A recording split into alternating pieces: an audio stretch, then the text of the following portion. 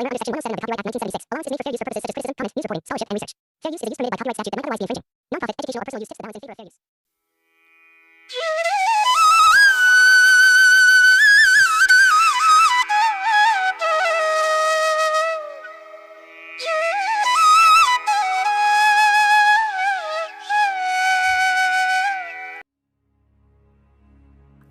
वहां पर ही रहता था नल्ला, अपनी एक बुधिया माँ और अपनी एक हसीन बीवी के साथ। उसकी बीवी उससे इतनी परेशान थी कि कभी कभी मन करता था कि इसे चूहे मारने वाली दवाई खिला दे। बाप दादा ने जायदाद में फूटी कौड़ी दी नहीं थी, बस अपनी माँ चंपा के भरोसे रोटी तोड़ रहा था। अरे सुनता हो बे नल्ले पतिदेव, कोई काम कर ले। कब तक घर पर बैठे बैठे खटिया तोड़ेगा? शादी के इतने साल हो गए पर तू टस से मस नहीं हुआ। पता नहीं क्या सोचकर तुमसे शादी कर ली। मैं भी पागल रही जो इस बिना पूंछ के बंदर यानी कौवे मुर्गे के चक्कर में पड़ गई। अच्छा खासा टैक्सी वाले का रिश्ता आया था मेरे लिए। बोलते हैं ना, अगर किस्मत में लिखे हों पकौड़े तो कहाँ से मिलेंगे खरौदे। ओह माय डार्लिंग, बस कुछ दिन की और बात है। मुझे समय दे, मैं दुनिया को दिखा दूंगा कि मैं क्या चीज हूँ। बस मुझे वो एनवायरनमेंट चाहिए। ओए साले, पर्यावरण नहीं, पहले एक ढेला कमा के दिखला, उसके बाद करियो ड्रामाबाजी। अगर आज रात तक तेरी नौकरी नहीं लगी तो तुझे घर से बाहर निकाल दूंगी। और याद रखियो, गान में ऐसी लात मारूंगी कि सीधा मंगल ग्रह पर लैंड करेगा। नल्ला घर से बाहर चला जाता है।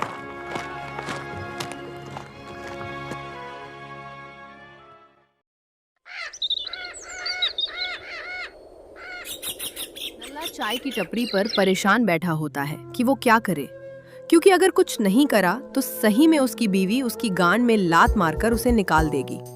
तभी वो देखता है कि दो लोग कुछ बातें कर रहे हैं। अरे हरिया, गर्मी ने तो जीना हराम कर रखा है। एक तो कूलर भी इतना महंगा हो गया है। लगता है कुछ दिनों बाद सुनार की दुकान में गिरवी सोना रखकर कूलर लाना पड़ेगा। अब क्या बताएं भाई, पैसे की वैल्यू इतनी गिरती जा रही है कि पूछो मत। ऊपर से कमाई भी काफी खराब रही है। लगता है इस बार ये गर्मी डॉक्टरों की बहुत तगड़ी कमाई कर लेगी, लोगों के छेद देखते देखते। ये बात सुनकर नल्ले को एक आइडिया आता है। वैसे मैंने भी तो मैकेनिकल इंजीनियरिंग की है। मैं भी बड़ा बउआ कॉलेज का टॉपर रहा हूँ। अगर मैं कूलर बनाऊं और बेचूं तो पैसा ही पैसा होगा बाबू भैया। पर उसके लिए तो बहुत पैसा लगेगा। लगता है उस यमराज के सगे साले कलुआ के पास जाना पड़ेगा। नल्ला पहले बहुत सारे लोगों के पास जाता है, लेकिन कोई भी उसको पैसे देने के लिए तैयार नहीं होता।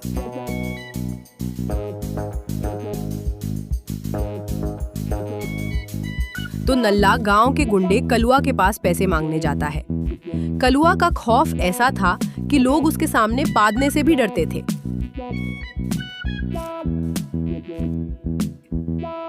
कलुआ भाई नमस्ते, क्या मैं आपके कुछ कीमती मिनट ले सकता हूँ? नल्ले, तेरे पास तो बहुत सारा टाइम है। कुछ मिनट नहीं, कुछ सेकंड ले ले। जल्दी से बता क्या काम है, वरना मेरी रिवॉल्वर का छेद बड़ा है, तुझे छोटा बना देगा। कलुआ भैया, थोड़ा पैसा चाहिए था। जरा आप तो जानते हैं कि मेरी एक छोटी बहन है। उसकी शादी के लिए कुछ पैसे मिल जाते तो अच्छा रहता। आप तो जानते ही हैं कि बहन की शादी में कितना पैसा लगता है। मेरी माँ ने मुझे बड़ी उम्मीद से भेजा है आपके पास। नल्ले, इतनी सी बात, कुछ क्या, बहुत सारे पैसे ले जा। तेरी माँ मेरी माँ, तेरी बहन मेरी बहन, तेरी बीवी मेरी बीवी, मेरा मतलब है बेटी। और क्या, मुझे शादी में नहीं बुलाया जाएगा? अगर पनीर की सब्जी नहीं मिली तो तेरा कीमा बना दूंगा। कलुआ भैया, जैसे ही तारीख निकलती है आपको बुला लूंगा। अबे साले टकले, पैसे तो जब दूंगा जब मेरी कोई बहन होगी। सही में, अगर इसकी खोपड़ी उस दिन गढ़िया की लत से नहीं फूटती और इसकी याद आश नहीं जाती तो आज मेरा क्या होता। धन्यवाद।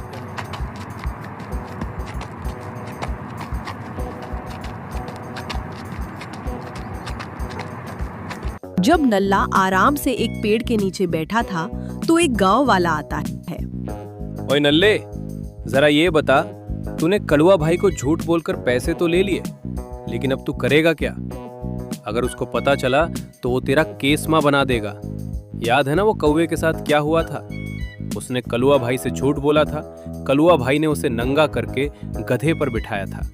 वो तो उस समय कलुआ भाई के सांप पर छिपकली ने काट लिया था, वरना गधे की जगह बिजली के खंभे पर बिठाया होता। पर अब उनका सांप बिल्कुल ठीक और टाइट है। तेरा क्या होगा नल्ले? बेटा तू ज्यादा ना बोल। मैं इस चवन्नी को लाख बनाऊंगा और कलुआ के पैसे 2 गुना चुकाऊंगा और उसके मुंह पर फेंकूंगा। ठीक है, चलो देखते हैं कौन किसके मुंह पर क्या फेंकता है। और अगर मुंह पर फेंकने जितना माल ना बन पाया तो राम भरोसे चलते हैं। जल्दी ही मिलेंगे भगवान ने चाहा तो। साला मनहूस कुछ भी बोला है। किसी महापुरुष ने सही कहा है, अगर इन जैसा पड़ोसी मिले तो दुश्मन की क्या जरूरत है। नल्ला अपने दोस्त पप्पू के घर जाता है और उधर ही सारा कूलर बनाने का काम करता है। पर ये देखकर उसके दोस्त में जलन हो जाती है। नल्ले का दोस्त पप्पू डॉक्टर के पास जाता है क्योंकि डॉक्टर उसको प्रति मरीज कमीशन देता था।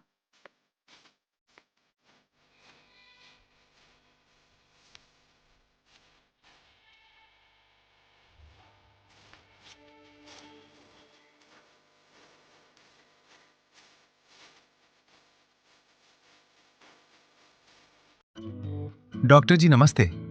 आप सोच रहे होंगे कि मैं यहाँ क्यों मुंह उठाऊंगा, अभी तो समय भी नहीं हुआ पैसे का। हाँ, तुम बिल्कुल सही सोच रहे हो। क्या हुआ, क्यों इधर आए हो? कमीशन तो महीने के अंत में मिलेगा ना। डॉक्टर जी आपको पता है क्या, नल्ला कूलर बना रहा है। अगर उसका कूलर चल गया तो बहुत बड़ा ड्रामा हो जाएगा। लोग बीमार नहीं होंगे और हमारी कमीशन वाली मलाई बंद। तो मुझे समझ नहीं आ रहा क्या करे। डॉक्टर जी कुछ ऐसा करो कि नल्ले की पाइपलाइन जाम हो जाए। चल वो तो मैं तुझे बता दूंगा कि तुझे कैसे लपेटना है। पर ये बता, मैंने सुना है कि तू परसों रात को घुइया के खेत में उस पनवाड़ी की लुगाई के साथ रेंज हाथों पकड़ा गया और तेरी बीवी भी उधर आ गई थी और उसने भी तेरी जाम कर मारी। डॉक्टर जी इस पर मैं यही कहना चाहूंगा, बात कुछ और थी, बताई कुछ और थी। अफवाह फैलाई गई, हमारी मरवाई गई। पर आप जैसे डॉक्टर जब तक हैं हमारी बची रहेगी। डॉक्टर उसे आइडिया बताता है। तमाशा चल रहा था। उधर नल्ले की माँ चंपा को अलग ही जवानी चढ़ी हुई थी। ओ मेरे बाबू, खाना खाया क्या? और मेरे बाबू का बवासीर ठीक हो गया? मुझे चंपा बता रही थी कि तुम्हारे घर से सुबह सुबह बड़ी चिक्खों की आवाज आती है, जैसे तुम्हारे पिछवाड़े के अंदर कोई चूहा फंस गया हो। मेरे संज्ञान में एक बाबा है, उंगली घुसाऊ बाबा। वो जहां उंगली घुसा देता है बीमार वहां ठीक हो जाता है। जरा चलो मेरे साथ। और वैसे भी अभी गर्मी है, बाबा के आश्रम में काम कम होगा, सब डॉक्टर के पास होंगे इस कारण से। ठीक है, अगर तुम कहती हो तो उंगली घुसाऊ बाबा के पास चल लेते हैं। एक काम करते हैं, कल सुबह चलते हैं। मेरी पीछे की इज्जत का सवाल है चंपा, ध्यान रखना। शाम को जब नल्ला पप्पू के घर से चला गया तो पप्पू ने एक तार में कुछ शॉर्ट सर्किट कर दिया और चिप लगा दी, जिससे कूलर जब वो चाहे ब्लास्ट हो जाएगा।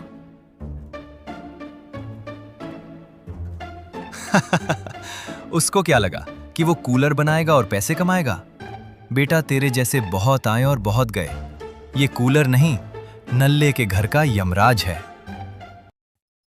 रात को जब नल्ला घर पहुंचता है तो उसकी बीवी घर के बाहर ही होती है।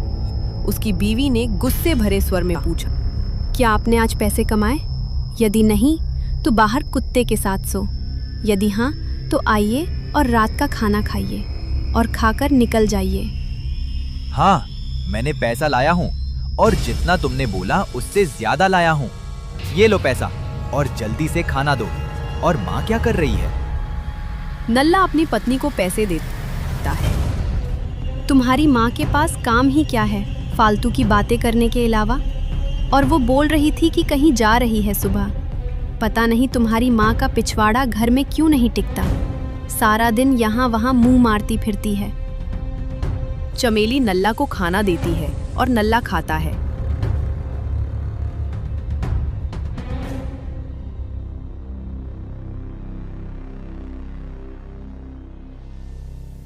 अगली सुबह नल्ला घर से जल्दी निकल जाता है और अपने दोस्त के घर पहुंचता है। पप्पू, ओए पप्पू, जल्दी से बाहर आ। क्या कर रहा है? क्या घर पर नहीं है जिसने तेरी भैंस चरा ली? हुआ बे नल्ले, क्यों सुबह सुबह मेरे घर मुंह उठा के आ गया? क्या भाभी ने तेरी गान में लात मारकर तुझे निकाल दिया क्या? ओए साले, ज्यादा ना बोल, वरना मैं भाभी को बता दूंगा कि 1 हफ्ते पहले तू अपने दोस्त को देखने हॉस्पिटल गया था या हसीना बानो का कबाब खाने। अब चुपचाप से सारे कूलर भर ले, बाजार में जा रहा हूं बेचने। पप्पू और नल्ला दोनों कूलर लाते हैं और नल्ला ट्रक में बैठकर मार्केट की ओर निकलता है। पर नल्ला को क्या पता था कि उसका दोस्त बहुत बड़ा वाला है। अब आएगा मजा। साला नल्ला मुझे नौकर समझा है। अब अगर गांव वालों ने इसकी गांड का कोरमा ना बना दिया तो मेरा नाम पप्पू लाल चौपटिया नहीं। जहां पप्पू ने नल्ले की फील्डिंग सेट करने की पूरी तैयारी कर रखी थी, उधर उसकी माँ को अपने आशिक के बवासीर का इलाज करवाने की फुर्सत नहीं थी। बहू, मैं जा रही हूँ, अब शाम तक आऊंगी।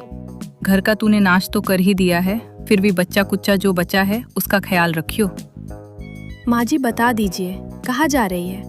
एक बार आप जंगल सफारी गई थी, उधर गोरिल्ला आपके पीछे पड़ गया था। फिर पता चला था कि वो आपको झाड़ियों में ले गया था। उसके बाद क्या हुआ, आपने किसी को बताया नहीं? जब से आप बिस्तर पर अपनी तशरीफ अच्छे से नहीं फैला पाती, तो ध्यान रखना माँ जी, कहीं गोरिल्ला घर का रास्ता ना देख ले। चमेली की सास गुस्सा होकर चली जाती है।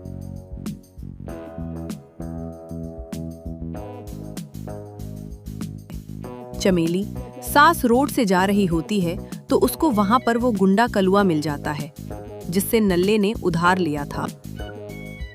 माँ जी नमस्ते कहा जा रही है सुबह सुबह? अच्छा, बेटी की शादी है, जाना तो पड़ेगा ही। इतने काम भी तो होते हैं शादी में। क्या बोल रहे हो बेटा? मेरी कौन सी बेटी पैदा हो गई मुझे भी नहीं पता, और जब बेटी ही नहीं है तो उसकी शादी क्या पेड़ से टपकेगी? कलुआ गुंडा चुप आंखों में गुस्सा लेकर वहां से चला जाता है।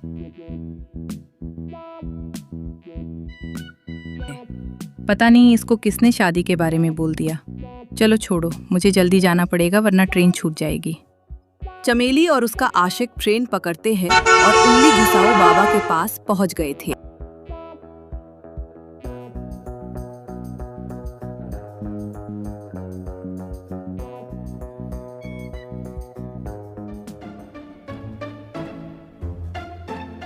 बाबा उंगली डालो, बेड़ा पार कर डालो। बोलो उंगली घुसाऊ बाबा की जय हो। क्या बाबा फ्री है? हमारी अपॉइंटमेंट थी उसे। और कितना टाइम लगेगा? हम कितने टाइम से खड़े हैं, कभी कोई चले जाता है कभी कोई। क्या हम चिकनुटिया हैं? थोड़ा रुको बाबा, अभी काम कर रहे हैं। आपसे पहले किसी और का नंबर लगा है। हमें भी कोई शौक नहीं है आपको यहाँ खड़ा करने का। आप कोई मिस वर्ल्ड नहीं है। एक आदमी अंदर जाता है और अंदर से आवाज आती है, अरे धीरे से डालो, आह दर्द हो रहा है। अरे प्यार से डालो, एक तो तुम्हारा इतना गर्म है। आह आह आह आह। ओए चंपा, कहाँ लाई? ये कैसी खतरनाक आवाज आ रही है कमरों में। पता नहीं क्या क्या करेगा ये उंगली घुसाओ बाबा। मेरी इज्जत मुझे बहुत प्यारी है। सुबह का दर्द हमेशा का नहीं। कहीं बाबा मेरा पिछला दरवाजा हमेशा के लिए खुला ना छोड़ दे। चंपा, बाबा उंगली घुसाएगा या पूरा गियर चेंज करेगा? और चंपा का आशिक रूम में जाता है।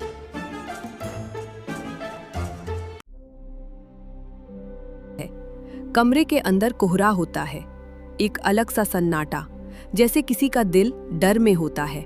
तभी एक आवाज आती है, जल्दी से इधर आ जाओ, क्या परेशानी है? हमारी बहुत बड़ी है उंगली, तुम क्या समझ रहे हो बालक? बाबा जी, मेरा बवासीर बहुत बड़ा और पुराना है। सुबह सुबह बहुत परेशानी होती है, जैसे पीछे कोई ढोल बज रहा हो। कोई नहीं, आजा, अभी उंगली घुसाऊंगा, सारा मामला अंदर हो जाएगा, आओ। अचानक सास का आशिक बेहोश हो जाता है।